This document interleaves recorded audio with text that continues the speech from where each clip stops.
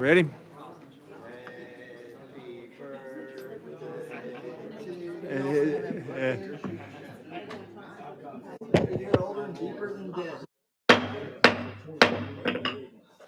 Good afternoon, ladies and gentlemen. The Government Operations Committee for March 4th will come to order. Clerk, call roll, please. Representatives Bolso, Carr, Chisholm, Clemens, Crawford, Eldridge, Faison, Hakeem, Helton Haynes, Himmer, Johnson, Jones, Kiesling, Kumar, Lafferty, Littleton, Martin, McCalman, Vice Chairman Reedy, Chairman Reagan. Here. Mr. Chairman, you have a quorum. Thank you, Madam Clerk. Members, do we have personal orders? Seeing none, well, I guess we're ready to launch into our calendar then. Number one on our calendar is House Bill 2251 by Chairman Sapicki. We have a motion and a second. Chairman Sapicki, you're recognized to explain your bill. I understand you may have an amendment on, is that right? And it's traveling with the bill? It's traveling, isn't it? Confirm the number as 13937, please. 13937, is that correct? Thank you. Yes, sir. All right. The bill is properly before us. You're recognized for your explanation. Thank you, Mr. Chairman and members. This creates the Smart Heart Act. It does require the governing authority of each public and non-public school that serves any of the grades 9 through 12 to maintain an automated external defibrillator, an AED, that is accessible during the school day and during all school youth athletic activities in which students in any grades 9 through 12 are participating. Beginning September 1st of 24, establish, review, and annually rehearse an athletics emergency action plan, AEAP, for responding to serious of life-threatening injuries sustained by students participating in school youth athletic activities. And number 3, develop, adopt, and annually review a cardiac emergency response plan. Adds training in cardiopulmonary resuscitation, first aid, and the use of an AED to the required annual training for coaches and by school athletic directors. That's what the bill does, Mr. Chairman. I'd be happy to answer questions. Members, you've heard an explanation of the bill. Do we have questions of the sponsor? You recognize Representative Johnson. Thank you, Mr. Chairman. I'm just curious. I mean, this sounds like a really good idea. I'm wondering if we should include private schools that take public tax dollars with vouchers in this bill, or is that already included? You recognize, Mr. Sponsor. Thank you. It's a great question. Private schools are already included in this legislation. Thank you. Do we have other questions of our sponsor?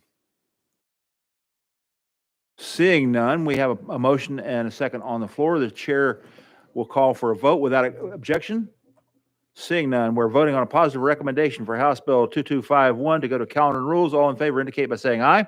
Aye. All opposed, nay. Ayes have it. You're cleared to calendar and rules. Thank you, Committee Chair.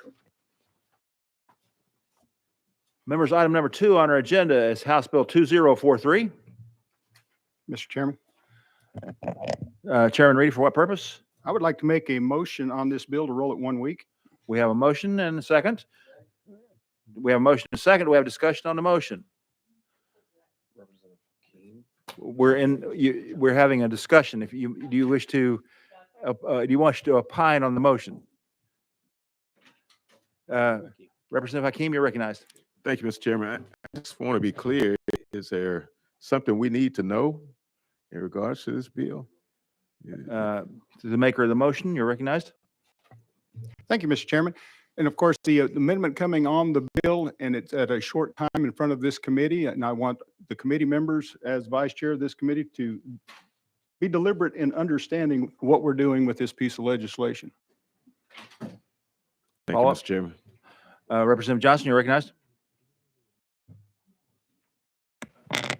Is the member that's bringing the bill okay with that? It seems to me. Well, we're on the motion right now. So is your question on the motion? Yeah, on the motion. Did we talk to the sponsor of the bill about this motion? Maker of the motion, you're recognized. I apologize. It was a short interruption. Please state your question again. I'm asking if the sponsor was consulted about rolling her bill. No, I did not speak with her. Follow up? We often have amendments that no one knows about coming onto bills, so I'm not sure why this situation is different. Response. Representative Hemmer, you recognized? Thank you, Mr. Chair. Was the amendment timely filed? Sorry, what? Parliamentary inquiry, was the amendment timely filed? There is an amendment that is timely filed on it. That, the motion, though, had nothing to do with the amendment that's on it right now. Did that answer your question, sir? Do we have other questions? Chairman Clemens, you recognize? Thank you, Mr. Chairman. I'm sorry, I was running a little late. What's the status of this piece of legislation right now? I This- understand there's a motion to roll this bill. For what purpose? The motion was made to roll it for 1 week. Maker of the motion, you're recognized. He did explain that, but please, Yeah, I'm again, late. I'm sorry. Thank you, Mr. Chairman. At times, when we take a look at a piece of legislation, you get a lot of questions from committee members, and I think it's time that we have a further discussion and understand what we're going to vote on. And I'm just asking for a mere 1 week roll. follow up, sir. Yeah, well, thank you, Mr. Chairman. I appreciate that explanation. I mean, this bill's before the committee. It's been on the calendar just as long as any other bill. So I'm just curious as to why this bill in particular is getting rolled as opposed to any other that we have a duty to review and consider in a timely manner. But, you know, we're at the discretion of the chair. Actually, we're at the discretion of the committee. The motion was properly made and Apparently seconded. not. It's before us for discussion at this point. Any further discussion? Any objection to the vote? Okay, I see 3 hands. I assume you're objecting and you want a roll call vote. Is that correct? I'm sorry, I didn't hear you. Yes. Madam Clerk, please take the roll. I'm sorry, was there? She wants to know where they're voting. Okay. Thank you. The question was asked for the purpose of the vote. The motion was made to roll the bill 1 week. We're voting on rolling the bill 1 week. And I will vote 1 week. A no would say no roll. This would be back on the bill. Madam Clerk, please call roll. Representative Bolso? Representative Bolso votes aye. Representative Johnson? No. Representative Johnson votes no. Representative Carr? Representative Carr votes aye. Representative Chisholm? Representative Chisholm votes no. Representative Clemens? No. Representative Clemens votes no. Representative Crawford? Representative Crawford votes aye. Representative Eldridge? Representative Eldridge votes aye. Representative Faison? Representative Faison votes aye. Representative Hakeem? No. Representative Hakeem votes no. Representative Himmer? Oh. Representative Himmer votes no. Representative Jones? Representative Kiesling? Representative Kiesling votes aye. Representative Kumar? Representative Kumar votes aye. Representative Lafferty? Representative Lafferty votes aye. Representative Helton Haynes? Representative Helton Haynes votes aye. Representative Littleton? Representative Littleton votes aye. Representative Rudder? Representative Rudder votes aye. Representative Martin? Representative Martin votes aye. Representative McCalman? Representative McCalman votes aye. Vice Chairman Reedy? Vice Chairman Reedy votes aye. Chairman Reagan? Chairman Reagan votes aye.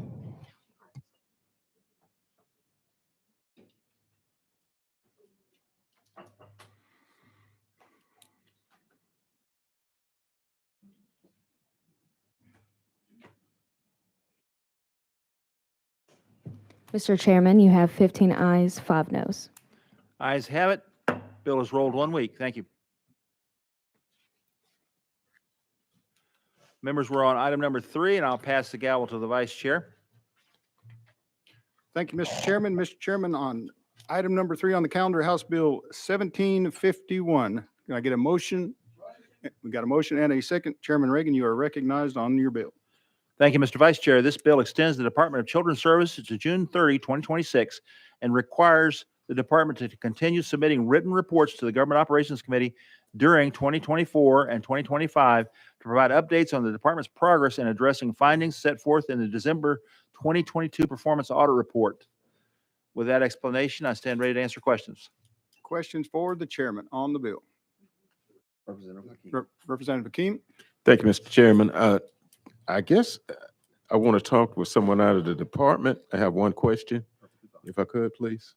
Absolutely. We got a number of folks on the list with Motion to go out of session. so moved. Out of session. Got the commissioner here. Mr. Quinn, if you'd come forward.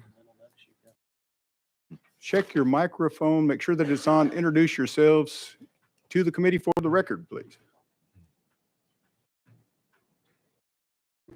Margie Quinn with the Department of Children's Services. This is Andy Varinsky, the Chief of Staff, and John Murphy, the Audit Director. All right. Thank you, Representative Keen. Thank you, Mr. Chairman. Thank you, Commissioner, and your staff for being here. I can't tell you who came to me last week, so-called information, I shouldn't say it that way, but transitional homes, there was a discussion had with me about, I think it was persons who were volunteers running it, and there was a question as to the health and safety of our young people in that environment. You follow what I'm trying to say? Yes, sir. If you could respond to that. I'm not sure specifically what you're asking. When children and youth come into our transitional homes, Uh-huh. they are cared for by our Department of Children's Services staff. We also have behavioral health specialists on site. And in some cases, we have security officers there as well to make sure that staff and children are kept safe. We have health staff who are monitoring the health of the children in the facilities. And we also have meal plans that are established and looked after by, and health plans, meal plans that are looked over daily and weekly by specialists who are brought on and look over our meal plans in each transitional home. Okay. You answered my question. Thank you very much. Representative Johnson, you're next on the list, please.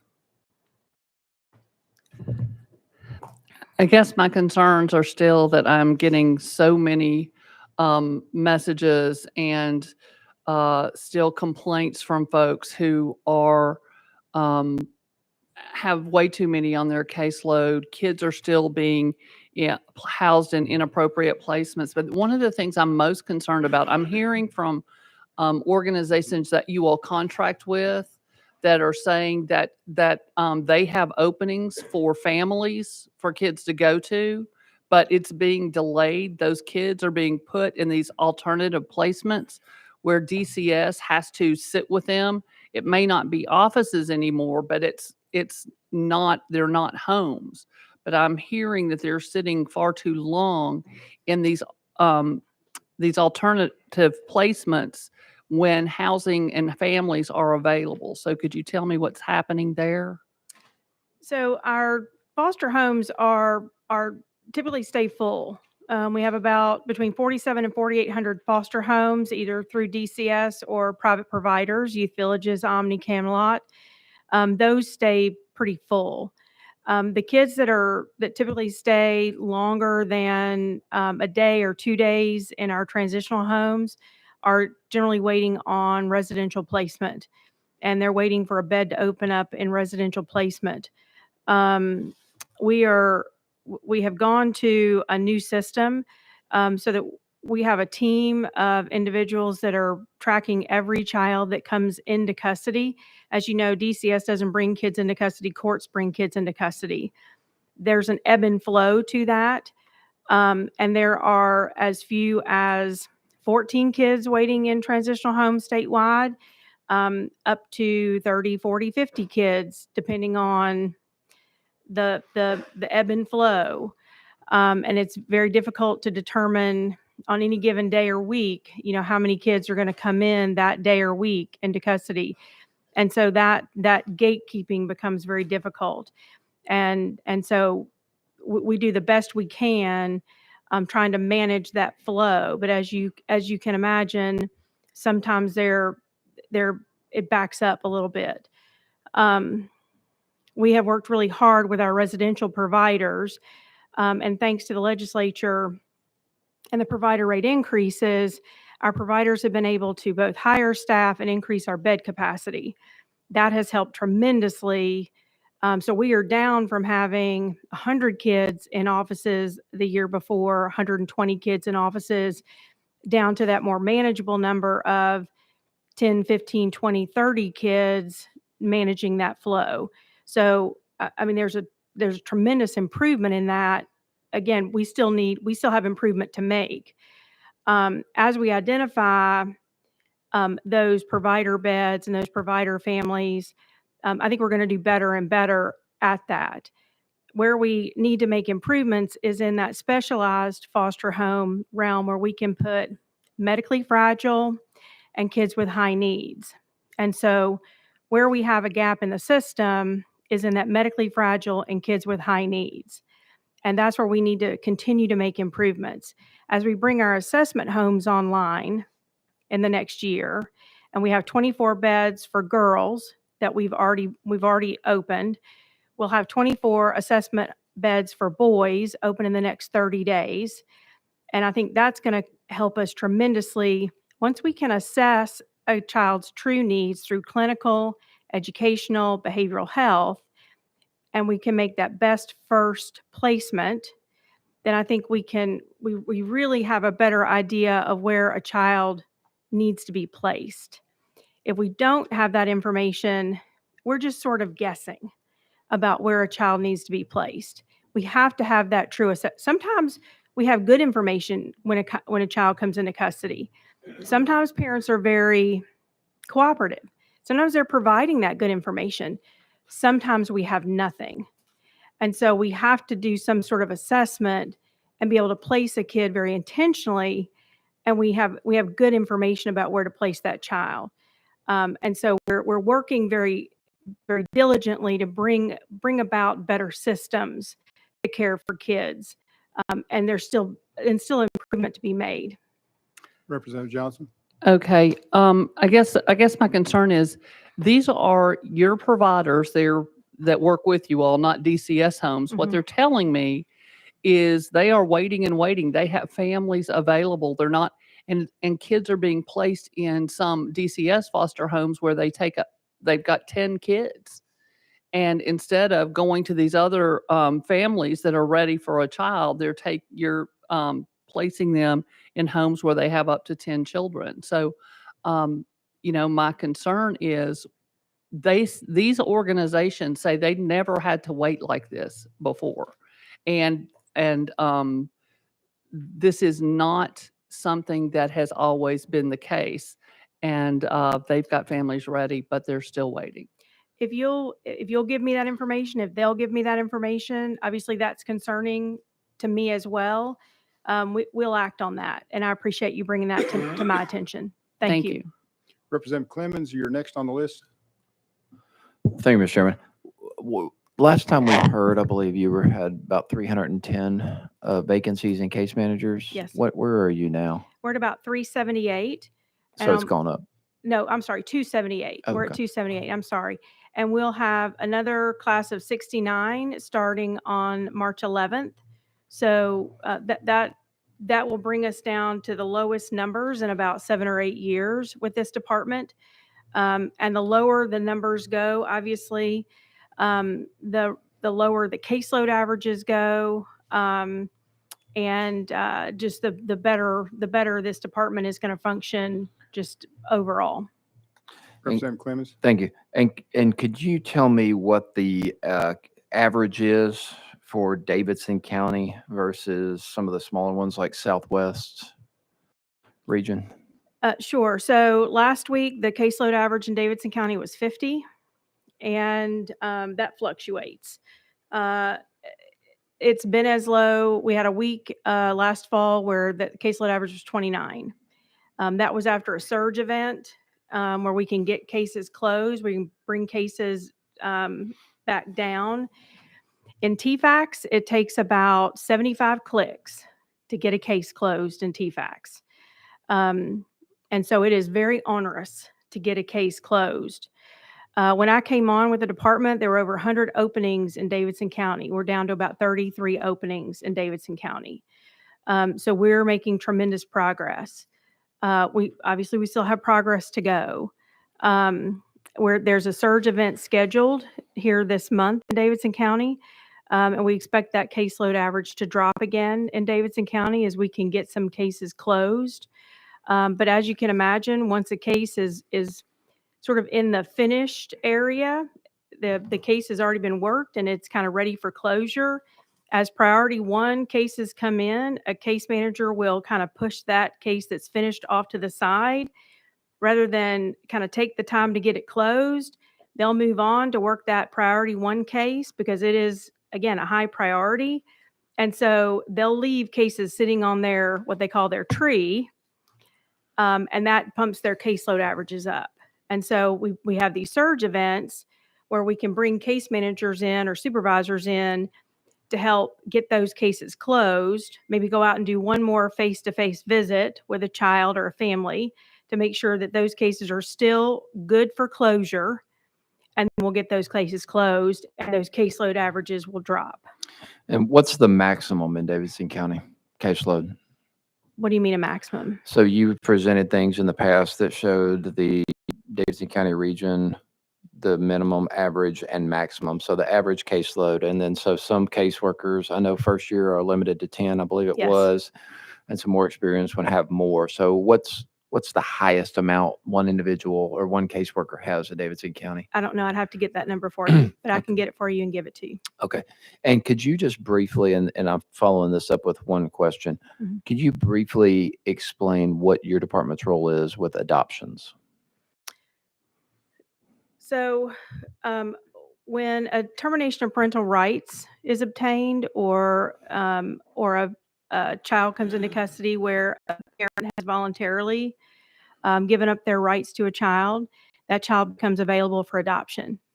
And we have a list of families that are that want to adopt children. And in a region or in the state, we look at that list of approved families who have already gone through home studies and been approved for adoption. And we look at what they are looking for to adopt, and we start to go down the list. Okay, thank you. And last question, Mr. Chairman. Please go ahead. How many potential parents or adopting individuals have declined to adopt a child because they disagreed with the state vaccination requirement of that child? I don't know. Any? I don't know. Do you recall any? I have no idea. Did any of these other individuals up here have any idea? I'd have to look and see. Okay, could you provide me after this with any documentation your department has where an individual has refused or declined to adopt a child in your custody because of the state's vaccination requirement? Okay. Thank you. Representative Lafferty, you're next on the list, sir. Thank you, Chairman. And thank you guys for what you do. It's tough, any position that you're put in when you're dealing with children and the placement of children. It's a heart-touching story and a tough job that you guys have. So thank you first off for what you do. One of my colleagues mentioned a minute ago, I think I got confused, possibly purposefully, between agencies having kids in their custody and families being available to foster those children. Is there a vetting process for the families before an agency can release a kid to a family? Do you look at those families first to see, are they eligible, are they suitable to be parents to a foster child? I'm not sure I'm tracking with you. Okay, and it may be there's a lot of questions in between there and now, so my apologies. It sounded to me earlier like a question was asked about there are agencies out there that work under you guys that you contract out Contract with. with. Those people are not, it sounded like the point was trying to be made that they aren't doing a good enough job getting those kids into foster homes, even though it sounded like the statement was made that the parents are there to accept them. But I'm assuming that there's some sort of vetting process that those families have to go through before they can become foster parents. That's correct. So we contract with a number of different private providers to provide privatized foster care. Okay. And so those families go through the same vetting process and the foster care training and home studies that they would go through, for instance, to become DCS foster families. They are just working with a private provider to provide foster services. Okay. Representative Lafferty. So when it's stated here that there are families waiting, that may be true. There may be families out there waiting, but they also may not have been vetted to be cleared to be a part of this process. Is that correct? Is that accurate also? Well, if they're waiting to be foster families, they're probably waiting through a private provider, or they could be waiting through us. Okay. But there are also people who have criteria and they say, I only want babies, or I only want girls, or I only want boys, or I only want, gosh, I wish there were people who said, I only want teenage boys, because we have a plethora of those. We have a lot of families who only want babies. And there aren't a whole lot of babies coming into custody. But yes, we have some families who are fostering who have criteria and they only want this certain age group. I only want girls between the ages of 2 and 7, for instance. And so they may be waiting, but they also may have said, I only want this group of kids. Representative Lafferty. Okay. So the statement earlier was kind of a broad brush statement, but there's a lot of underlying factors There underneath could that be. statement. Okay. There could be. And finally, Mr. Chairman, Yes, if I sir. could, you guys are frequently a punching bag in here. I've seen it. Let's try and remind ourselves, these guys are doing the best that they can. And the real source of all of this is irresponsible parents in the first place. When we've got folks that are out there having children that can't support them, that have no means to take care of them, that don't bother to get married, that don't bother to invest in family, then that puts you guys in this situation that you're in here now. So I recognize that. I hope that others do. Thank you. Representative Johnson. Thank you. Just want to clarify that these organizations that I talked to, the families were ready to receive kids with no stipulations on those kids. So absolutely, these were placements that were ready to go. They have been approved and all of those things. It's people that work with the department all the time. So also, I'm curious, has anything been done with the Bean Center, the story with the Bean Center in Knoxville, to make sure that we are enforcing that seclusion policy, or the policy against seclusion there? So the laws around the department's ability to approve or not approve juvenile detention centers is pretty complex. And so we're working with Senator Campbell and Chairman Roberts around that issue. And the Bean Center has been in a non-approved status for quite some time. We're in that facility on a quarterly basis and continue to work with them. They've made vast improvements, and we will continue to work with them as much as necessary. Okay, well, thank you. Because I know I know there's different sorts of who's in charge there, but I just wanted to know if there was somebody putting that pressure on their We work with seclusion them policy. frequently. Yes, ma'am. Thank you. Thank you. Members, any further questions? Seeing none, we do have a member. Oh, Representative Little. Thank you, Mr. Chairman, and thank y'all for being here today. I want to go back to the transitional homes. Some of those children in there are, the they've been in a lot of trouble and they can't go into just a certain type of foster home. It has to be extra vented, and a lot of the first-time foster homes are not capable of taking some of these children that are in the transitional home. Is that not true? That's Commissioner? correct. So they have to stay where they're protected and the people that they're with are protected. That's correct. Thank you. Thank you very much for being here, and thank you for your hard work, all of you. I work closely with you, and I know what hard work it is, and it's sad most of the time, and when it can be happy, it's really happy, isn't it? So thank y'all very It much. is. Thank you. Thank you, Representative. We do have an opponent of this piece of legislation. I'd like to call her forward. Miss Connie, I don't want to butcher your last name, so please tell us how to pronounce your last name for the record, please. And I'll give you 3 minutes.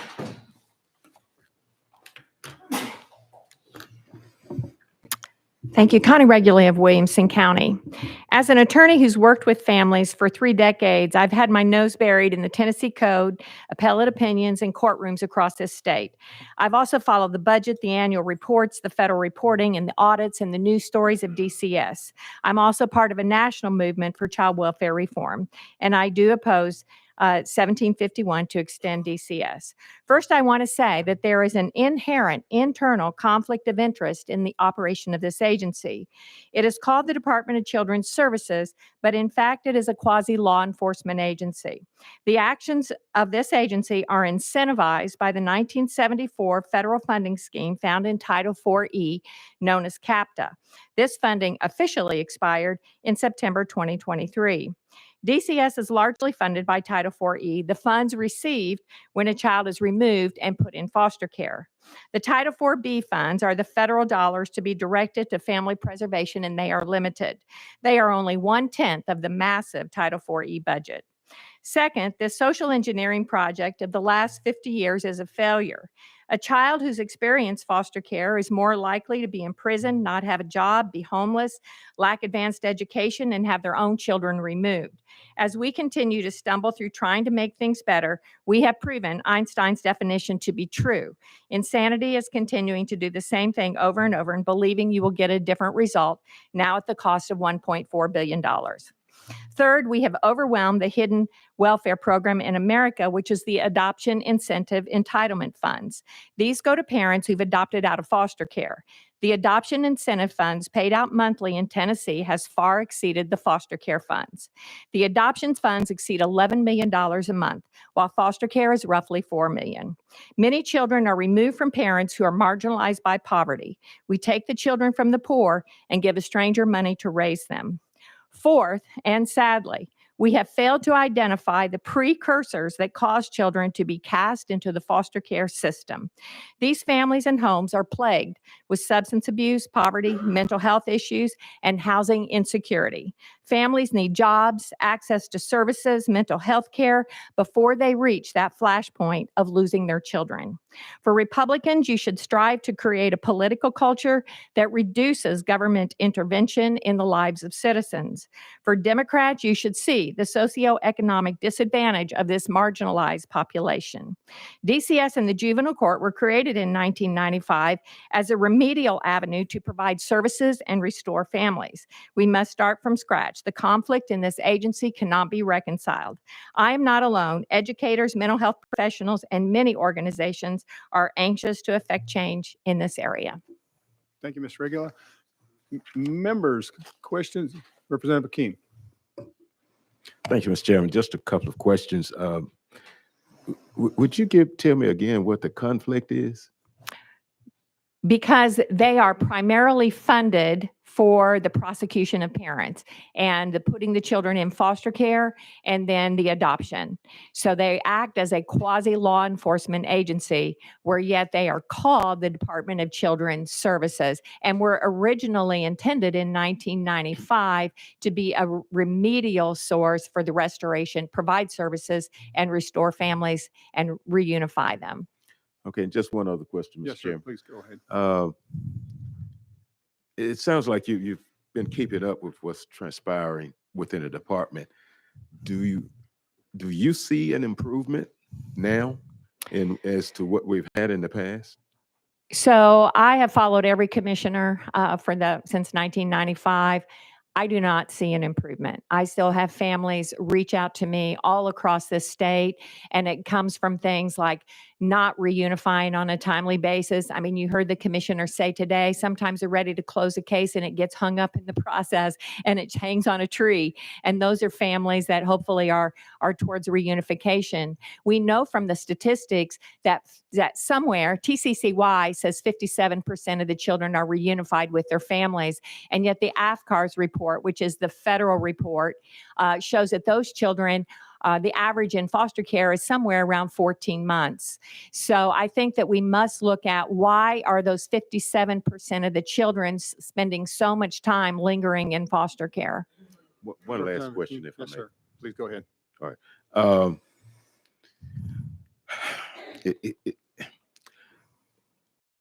our commissioner has been on the job for a year.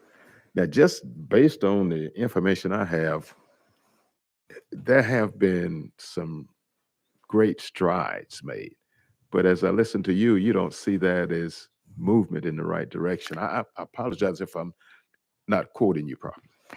That is correct. I think that the one thing that we're not hearing, and you aren't hearing from parents.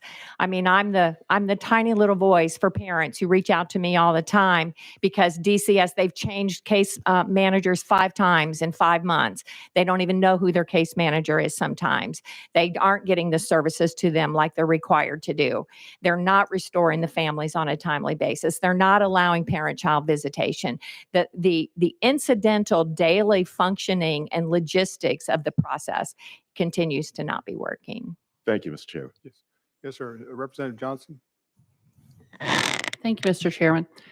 And this is what I think I hear you saying, that you're saying that if Tennessee did things like expanding Medicaid, so people had access to care for addiction and opiates and all that kind of thing, that perhaps we wouldn't have a situation with so many kids. If we were not the state with the lowest wages and the highest amount of minimum wage workers, that perhaps parents wouldn't get in these situations. It's hard to be a good parent when you're struggling, and then we're doing nothing to lift those folks out of poverty. Is that what you're saying? That those types of policy would typically yield fewer children in DCS custody? Yes. And as a matter of fact, I pulled the 2012 Kids Count State of the Children in Tennessee. 14,000 kids were involved in 2012. Back in 2012, the budget was $732 million. Now we still have 14,000 children in care, and we're at $1.4 billion. And it also shows that the substance abuse of parents back in 2012 was about 45%. And they still claim today that it's about 37 to 40%. Drugs in this state is a problem. It is 2/3 of our crime, our criminal courts. We need to provide services and jobs to families and restore those families. Where is this going to stop? Thank you. Anyone else? Commissioner, do you have any response to the conversation at all? Not this time. Seeing no more questions or comments, we'll go back into session. Thank you. Chairman Reagan, the question has been called on the bill. Any opposition? Seeing none, we're ready to vote. All in favor of moving House Bill 1751 onto calendar and rules signify by saying aye. Aye. Any opposition, nay. Bill moves out to calendar and rules, and if you would like to be a no, please contact the clerk. Chairman Reagan, the gavel is yours, sir.